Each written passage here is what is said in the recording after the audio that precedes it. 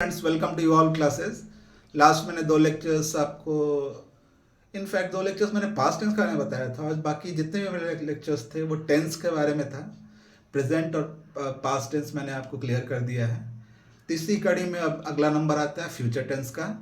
तो चलिए आपको फ्यूचर टेंस के बारे में बताते हैं। टेंस का जो थर्ड पार्ट होता है उसे कहते हैं फ्यूचर टेंस। हिंदी में से कहेंगे भविष्यत काल, यानी ऐसा पीरियड, ऐसा काल जिसमें हम आगे की बात, फ्यूचर में होने वाली बातों को समझते हैं, देखते हैं, उसे हम फ्यूचर टेंस कहते हैं। As for example,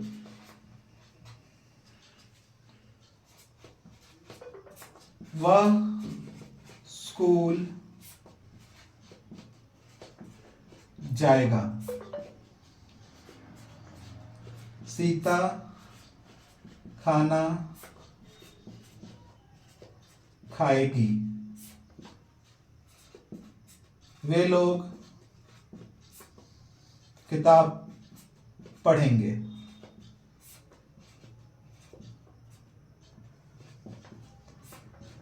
in sentences में एक पैटर्न आप देख रहे होंगे। लास्ट में क्या है? वर्ब के लास्ट में, क्रिया के लास्ट में गा, गी, गे। तो ये क्या है? एक तरह का फ्यूचर को समझने का सिंबल है कि जिस सेंटेंस में जनरली गा, गे, गी होता है वो फ्यूचर टेंस माना जाता है। फ्यूचर टेंस में अब इसके पार्ट्स भी होते हैं। सबसे पहले हम फ्यूचर टेंस में पहला पार्ट जो उसका होता है उसे कहते हैं सिंपल फ्यूचर टेंस, सामान्य भविष्यत काल। ये जितने भी सेंटेंस है, जब वह स्कूल जाएगा, सीता खाना खाएगी, वे लोग किताब पढ़ेंगे, ये सब सिंपल फ्यूचर टेंस के ही एग्जाम्पल्स हैं। अब ये स्ट्रक्चर कैसा होगा, ये कैसे बनाया जाएगा, अगर इसको इंग्लिश में ट्रांसलेट करना हो तो कैसे हम लिखेंगे? इसका स्ट्रक्चर बहुत ही सिंपल है।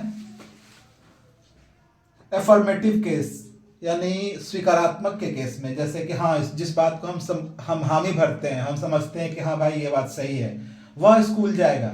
इस सेंटेंस से हमें समझ में आ रहा है कि हाँ, हम इस बात को मान रहे हैं कि वह स्कूल जाएगा, सीता खाना खाएगी, वे लोग किताब पढ़ेंगे, यानी वी एक्सेप्टिंग दिस कि हाँ ये काम होने वाला है।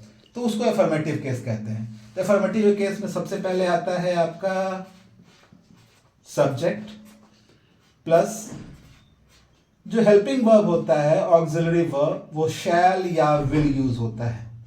शैल किस केस में यूज होगा और विल किस केस में होगा यूज, वो मैं बताऊंगा मैं आपको।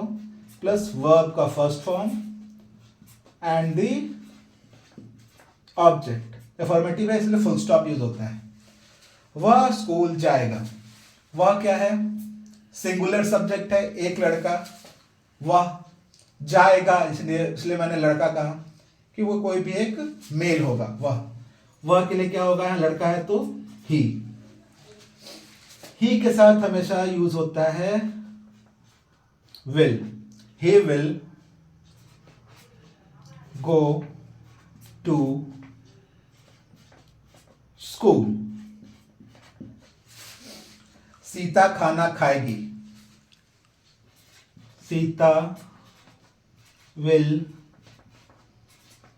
eat food। वे लोग किताब पढ़ेंगे, they will, वर्ब का पहला फॉर्म रीड द बुक। वो लोग किताब पढ़ेंगे। अब आपके मन में एक बात आ रही होगी कि यहां तीनों जगह मैंने विल ही यूज किया है, तो आपको बता दूं, आई क्या है? सिंगुलर है। आई का मतलब तो सब जानते हैं, मैं। इसको क्या कहते हैं? मैं। ये सिंगुलर सब्जेक्ट है। आई का प्लूरल क्या होता है? मुझे लगता है सारे लोग जानते होंगे, वी। वी मीन्स होता है हम लोग।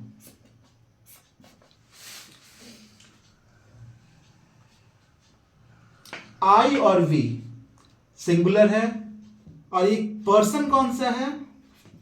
आई। जैसे मैं कह रहा हूं, वन हु स्पीक्स, जो कहता है वो फर्स्ट पर्सन होता है, जो सुनता है वो सेकंड पर्सन होता है, और जिसके बारे में बात की जाती है वो थर्ड पर्सन होता है। ऐसे भी आप जनरल भाषा में भी कहे कि हाँ किसी थर्ड पर्सन के बारे में बात हो रही है।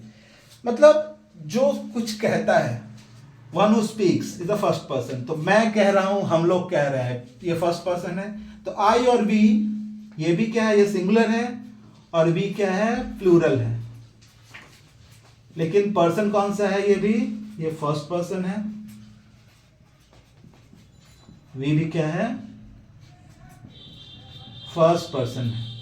पर्सन के बारे में मैं अलग से किसी लेक्चर में आपको और अच्छे से समझाऊंगा। फिलहाल आई, मैंने अभी बताया आपको, आई, यू और ही या शी इट, ये थर्ड पर्सन होता है। आई फर्स्ट पर्सन होता है। यू, तुम सुन रहे हो, तुम क्या हो गए? सेकंड पर्सन हो गया। And for whom we are talking about, जिसके बारे में हम बात कर रहे हैं, वो क्या हो जाएगा? थर्ड पर्सन हो जाएगा। तो आई और वी के साथ हमेशा यूज होता है शैल का। क्या यूज होता है? शैल का। लेकिन कुछ लोग देखते होंगे कि कहीं कहीं आई या वी के साथ में लोग विल भी यूज करते हैं। ग्रामेटिकली विल गलत है, आई या वी के साथ विल यूज नहीं करना चाहिए, लेकिन कुछ पर्टिकुलर सेंस में विल यूज हो सकता है। क्यों आई और वी के साथ विल यूज कर सकते हैं? जब हमें डिटर्मिनेशन दिखाना हो। थोड़ा आपको कंफ्यूजिंग लगेगा, पर अभी मैं समझा देता हूं। जैसे मैं अवश्य खेलने जाऊंगा, अगर मैं कहूं मैं अवश्य खेलने जाऊंगा, तो यहां पे शैल यूज नहीं होगा। I will surely go to play. मैंने अवश्य लगा दिया तो मैंने श्योरली यूज कर लिया। लेकिन अगर सेंटेंस से किसी के, या अगर कोई आप कह रहा है, उसके हाव भाव से आपको मालूम चले कि वो जो करने वाला है वो पक्का है, वो करने ही वाला है, वो करेगा ही, तो उस केस में शैल ना यूज होके विल यूज होता है कि आई विल डू इट। बहुत बार आप कुछ सोचते हैं कि हाँ मुझे ये करना है, तो वहां पे आप कहेंगे जैसे I will wake up in the morning every day, मैं हर दिन सुबह 5 बजे उठूंगा, मैं सुबह जल्दी उठूंगा। तो ये आप डिटर्मिनेशन रख रहे हैं अपने के अंदर में। तो उस जगह पे आई शैल वेक अप, आप जनरली जैसे कल सुबह एक बार उठने की बात हो रही है कि कल मैं सुबह 5 बजे उठूंगा, तो I shall wake up in the morning tomorrow at 5 o'clock। लेकिन हर दिन की बात आपने डिटर्मिनेशन कर रखा है कि नहीं मुझे सुबह उठना है, उस केस में आई विल यूज होगा, ना कि आई शैल। मतलब जिससे आपको लगे कि श्योरिटी है, तो आई या वी के साथ वहां पे शैल ना यूज होके विल यूज होता है। यही थोड़ा सा डिफरेंस है। यहां तक आपको आइडिया मिल रहा होगा, तो मैं फिर आगे बढ़ता हूं। तो आई या वी के साथ में, आई और वी पर्सन आपको बता दिया मैंने, फर्स्ट पर्सन होता है, उसके साथ यूज होता है जनरल केस में, जनरल सेंस में शैल। और अगर आपको शो करना हो कि नहीं वो श्योर है, डिटर्मिनेशन शो करना हो, तो उस केस में वहां पे विल यूज होता है। पर जनरल हम अगर ट्रांसलेशन बना रहे हैं तो हम कोशिश करेंगे शैल ही लगाने का। जैसे मैं विद्यालय जाऊंगा, आई शैल गो टू स्कूल।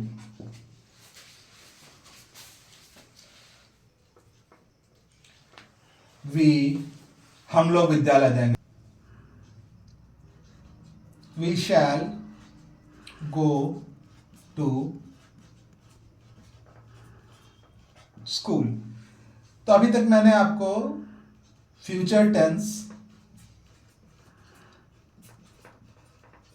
और फ्यूचर टेंस में इसका first part simple future tense के बारे में बताया। आई थिंक आपको अच्छे से समझ में आ रहा होगा। और वीडियो को ज़्यादा लेंदी ना करते हुए मैं यहीं पर स्टॉप कर रहा हूँ। नेक्स्ट जो मेरे लेक्चर्स होंगे उसमें हम सिंपल फ्यूचर टेंस में नेगेटिव और फिर इंटरोगेटिव सेंटेंस के बारे में बात होगी। आई होप आपको यहाँ तक अच्छे समझ में आ रहा होगा। तो नेक्स्ट लेक्चर आप बिल्कुल मिस ना करें, और इसमें आपको सिंपल फ्यूचर के बारे में और अच्छे से बताऊंगा मैं। और फिर फ्यूचर टेंस, ये टेंस फ्यूचर ख़त्म हो जाने के बाद में मैं अगला जो चैप्टर स्टार्ट करने वाला हूँ वो पार्ट्स ऑफ स्पीच है। पार्ट्स ऑफ स्पीच, उसके बाद में डिटर्मिनर्स, और इस ऐसे ही मेरे चैप्टर्स आते रहेंगे। आई होप आपको मेरे वीडियोस अच्छे लग रहे होंगे। कुछ टेक्निकल ग्लिच अगर वैसा कुछ हो रहा हो तो मैं भी इम्प्रूव करने की कोशिश कर रहा हूँ, धीरे धीरे इम्प्रूवमेंट आएगा। पर मैं आपको अश्योर कर रहा हूँ कि कंटेंट्स आपको बिल्कुल अप टू द पॉइंट और बिल्कुल सही मिलेंगे, और आपको काफ़ी कुछ इसको सीखने को मिलेगा। तो मेरे वीडियोज़ को लाइक कीजिए, सब्सक्राइब कीजिए। Thank you so much.